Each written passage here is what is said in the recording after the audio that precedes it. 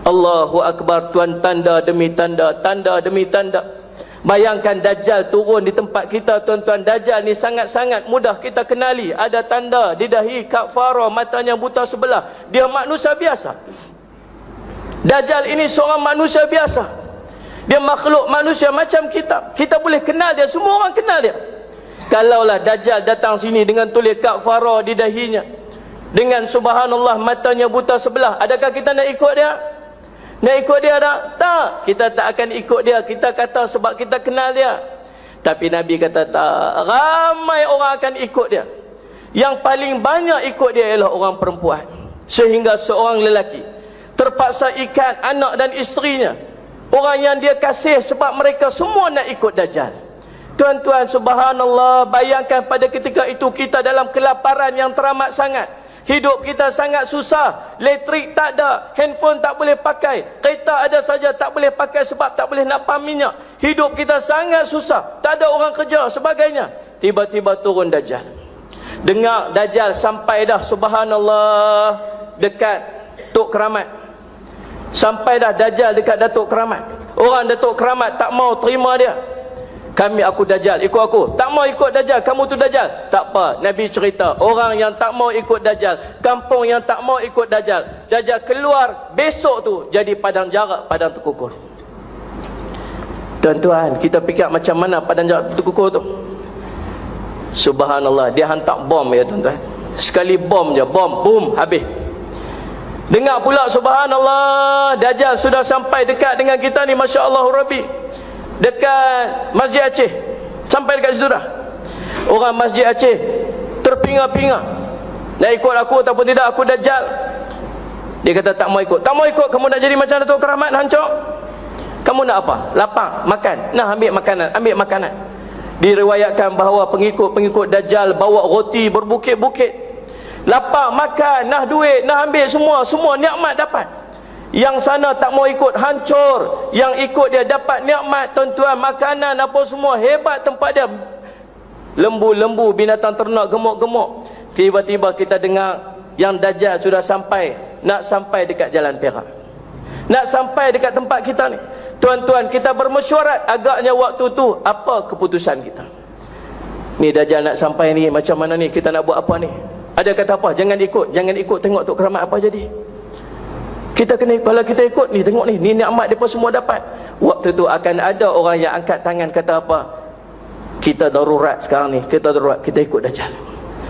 Tuan-tuan, subhanallah, bayangkan waktu tu kita berada pada waktu tu, subhanallah, tuan-tuan, fitnah yang cukup besar, fitnah Dajjal, ujian yang cukup hebat, ujian Dajjal. Sebab tu para sahabat cukup takut untuk berada pada zaman ni. Para sahabat minta jangan sampai pada zaman ni. Allah dah pilih kita untuk duduk pada zaman ni, tuan-tuan. Tanda demi tanda, tanda demi tanda, kita takut kita berada pada zaman kemunculan Dajjal.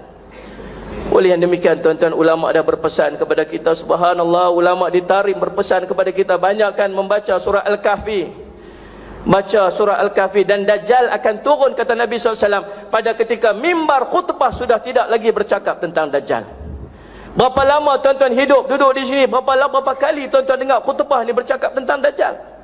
Tak pernah ada. Sekarang tuan-tuan sekalian, subhanallah, Dajjal akan turun pada ketika Dajjal sudah tidak dibicarakan di mimbar-mimbar. Tuan-tuan yang dirahmati Allah sekalian, yang pertama, bagaimana yang perlu kita buat? Yang pertama, banyakkan membaca surah Al-Kahfi. 10 ayat awal surah Al-Kahfi dan 2 ayat akhir surah Al-Kahfi jadikan amalan seharian. Yang kedua, subhanallah, tuan-tuan, banyakkan berdoa, Allahumma inna na'udzubika min azabi jahannam, wa min azabil qabr, wa min fitnatil mahya wal mamat, wa min fitnatil masihid dajjal. Yang ketiga, tuan-tuan, lazimkanlah tuan-tuan untuk hadir ke majlis ilmu. Nabi sebut, man yuridillahu bi khairan yufaqihu fid din.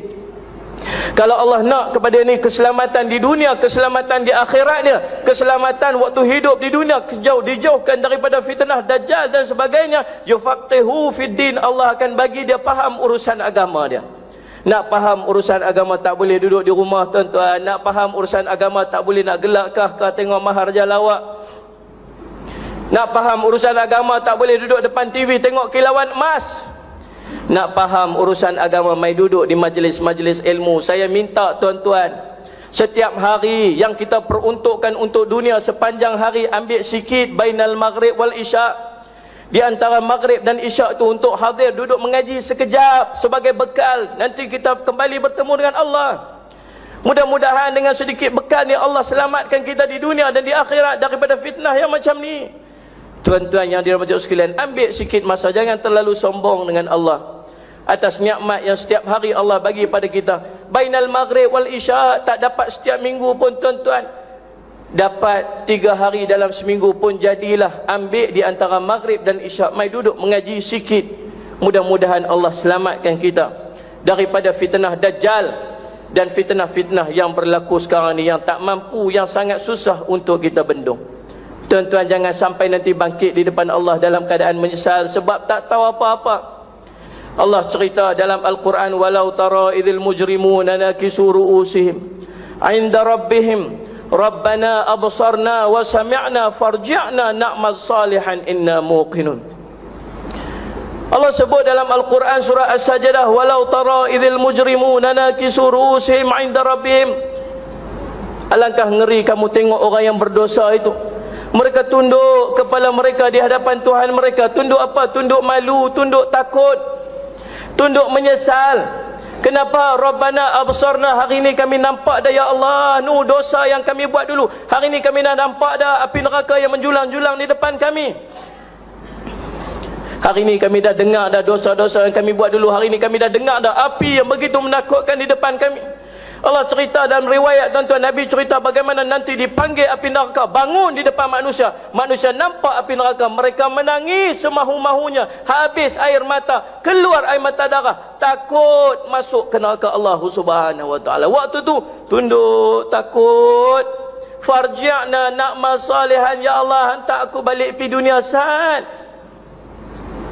Aku nak buat amal soleh. Kenapa? Inna muqinun, hari ni aku yakinlah. Dulu tak yakin, dengar saja tuan-tuan, subhanallah. Jangan sampai menyesal macam tu, macam diceritakan oleh Allah dalam Al-Quran.